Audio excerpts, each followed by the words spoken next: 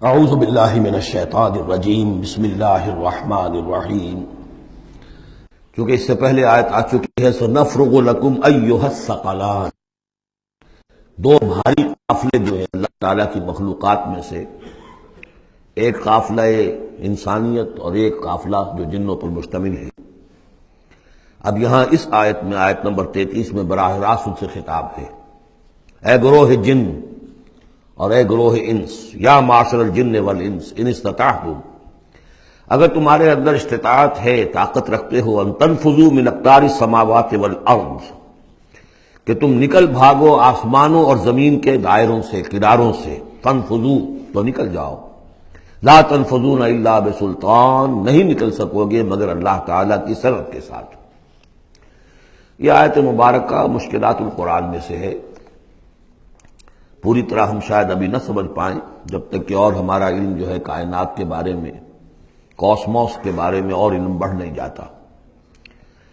لیکن یہ کہ عام طور پر یہ سمجھا گیا ہے کہ یہ انسان اور جن جو ہیں ایک حد تک ان کی رسائی ہے اس کائنات کے اندر، اس سے آگے نہیں۔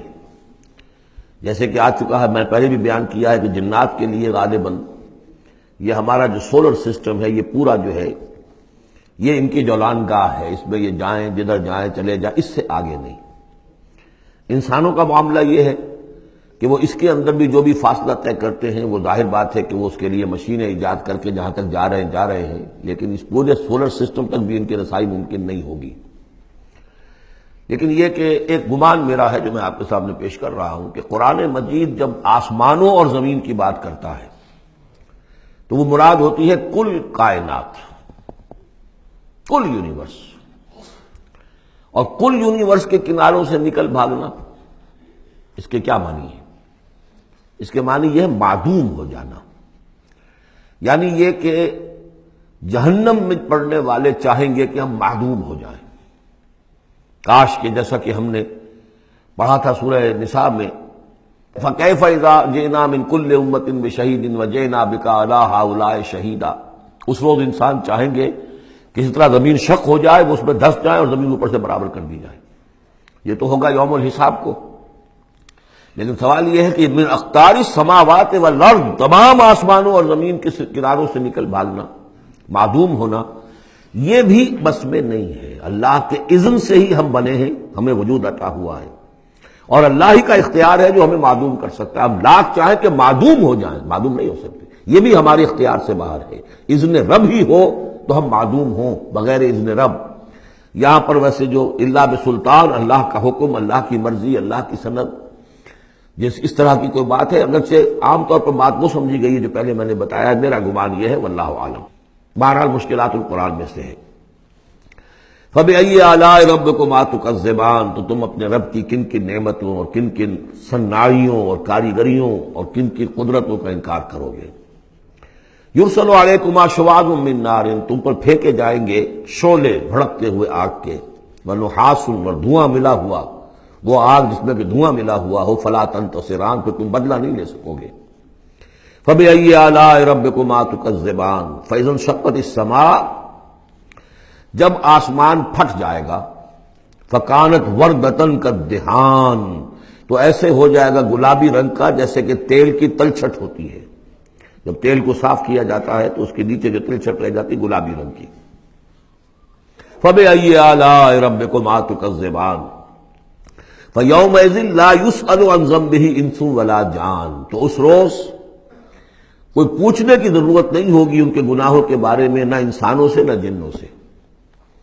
اللہ تعالیٰ پوچھے گا، حساب کتاب بھی ہوگا، لیکن یہ کہ اپنی جگہ پر ہر ایک کے چہرے پر لکھا ہوگا اس کا انجام۔ بل الانسان علی نفسہ بصیرہ، چنانچہ کئی جگہ قرآن مجید میں نقشہ کھینچا گیا ہے، میدان قیامت میں جب لوگ کھڑے ہوں گے، کچھ لوگوں کے چہرے تر و تازہ ہوں گے، کچھ لوگوں کے اوپر مردنی چھائی ہوئی ہوگی، جس کی مثال بہترین ہوتی ہے ہائی سکولز کے اندر۔ ہر سال جب ڈکلیئر کرتے ہیں امتحان، سالانہ امتحان کا نتیجہ، تو جب کھڑے ہوتے ہیں طالب علم سننے کے لیے، تو بعض لوگوں کے چہروں کے اوپر لکھا ہوتا ہے کہ یہ فیل ہونے، اس لیے کہ انہیں معلوم ہے لکھ کر کے آئے تھے ہم، اور بعض کے چہرے تر و تازہ ہوتے ہیں، انہیں اگر فکر ہوتی ہے تو اس کی کہ میں فرسٹ آتا ہوں یا نہیں آتا، بس اس کی تشویش ہو سکتی ہے، لیکن یہ کہ انہیں کوئی اندیشہ یہ نہیں ہوتا کہ وہ فیل ہو جائیں گے۔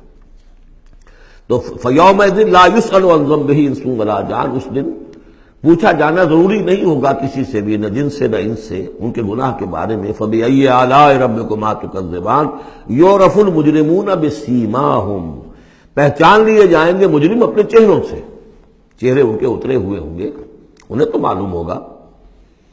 یعرف المجرمون بسیماہم فیؤخذ بالنواصی والاقدام، پھر ان کو پکڑا جائے گا ان کی پیشانی کے بالوں سے اور پاؤں سے، یعنی ہر ایک کو کوئی فرشتہ جو ہے وہ ادھر سے اس کی پیشانی کے بال پکڑے گا اور ادھر سے اس کی ٹانگیں پکڑ کر ٹاس کرے گا اسے۔ فبأي آلاء ربكما تكذبان هذه جہنم التي يكذب بها المجرمون، جب پھینکا جائے گا اسے جہنم، یہ ہے وہ جہنم کہ جس کو جھٹلاتے رہے تھے وہ لوگ کہ جو جھٹلانے والے تھے۔ هذه جہنم التي يكذب بها المجرمون، جسے مجرم گناہگار جھٹلاتے رہے۔ یطوفون بینہا وبین حمیم آن، اب وہ چکر لگاتے رہیں گے، اس آگ سے نکلیں گے، پانی پینا چاہیں گے تو وہ پانی کھولتا ہوگا، حمیم آن، کھولتے پانی کے اور اس آگ کے درمیان۔ فبأي آلاء ربكما تكذبان، اب یہ تو اہل جہنم کا انجام ہے جو یہاں بیان ہو گیا۔ یہاں جنتیوں کے انجام سے پہلے ان کا بیان ہے، سورہ واقعہ میں پہلے جنتیوں کا بیان آئے گا اور پھر اہل جہنم کا بیان آئے گا، ترتیب عکسی۔ وَلِمَنْ خَافَ مَقَامَ رَبِّهِ جَنَّتَانِ، اور جو بھی اپنے رب کے حضور میں کھڑے ہونے سے ڈرتا رہا، لرزا و ترسا رہا، اس کے لیے دو جنتیں ہیں۔ یہ دو جنتیں کیوں کہی گئی؟ اس کے لیے جو توجیہ میری سمجھ میں آئی ہے اس میں مجھے خاصا اطمینان ہے، انشراح ہے کہ جنتیں جو جنوں کے لیے ہوں گی وہ علیحدہ جنت ہے، انسانوں کے لیے علیحدہ ہے۔ ظاہر بات ہے دونوں کے احساسات جدا ہیں، دونوں کے ذوق جدا ہیں، دونوں کے مذاق جدا ہیں، لہذا ایک جنت ہے کہ جو انسانوں کے لیے ہے اور ایک جنت ہے کہ جو جنات کے لیے ہے۔